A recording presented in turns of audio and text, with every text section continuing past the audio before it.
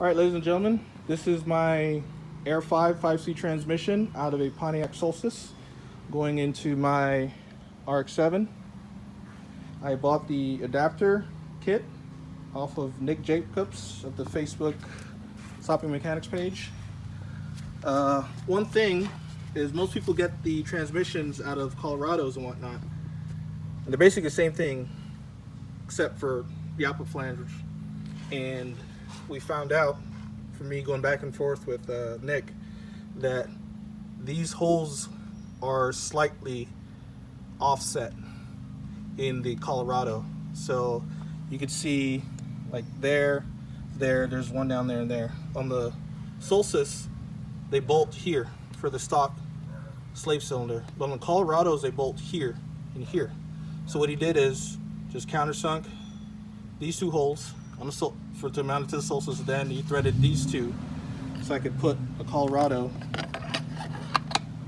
and match it up where it's supposed to be. If I didn't do that, it would point up like that, and that's no bueno. So that's the only hiccup I ran into. Pretty sure damn near everybody runs the Colorado, so they won't have a problem, but he fixed that real quick. Another thing about the Pontiac transmissions is some of them have a side mount, so I'm gonna have to figure out some mounting, figure out how to mount this into the car, but that should be fairly easy. And another thing on top of the other things, Solstice comes with this output flange thing with an O-ring doodad.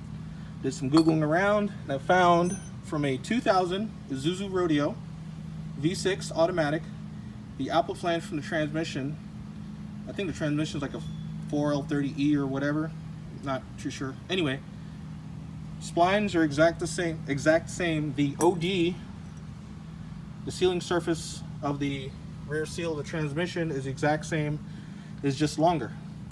So I cut off with a bandsaw about 5/8 of an inch. It's not perfect. I'm probably going to take it to a machine shop and have them put it on the lathe and even it out or whatever, but it good works for now. And that, get that,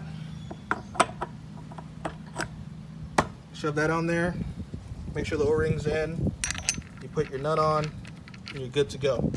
So now you have a flange. While I was at junkyard, I also picked up the drive shaft that goes with it. So it's a two-piece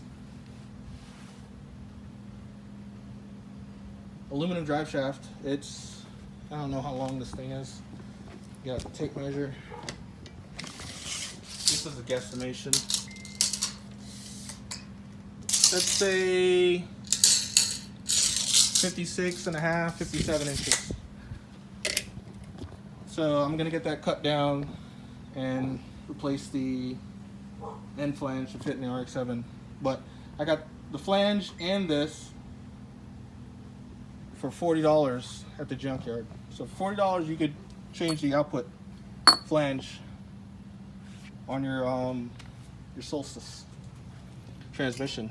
One thing you might have to do, because when you put this on and you tighten it down, it comes really close to that. You see the gap because it's not tightened down, really close to there, so it might rub. So take an angle grinder to that and do some clearancing. But yeah. And I've also read that the Toyota Tacoma, the one with I think a 6-speed manual Toyota Tacomas, this thing fits on here, so you could bring the shifter closer, but you would also need, I think there's an extension shaft inside of here to go with this. That's an option if you want the shifter closer.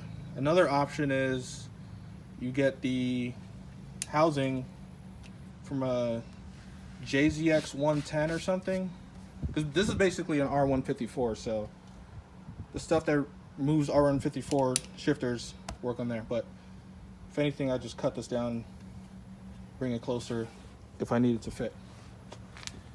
Anyway, so that's it. 2000 Isuzu Rodeo V6 automatic. Cut it down 5/8 of an inch, and it goes right on. Solstice front plate for the transmission is different. And some of the Solstice have side mounts.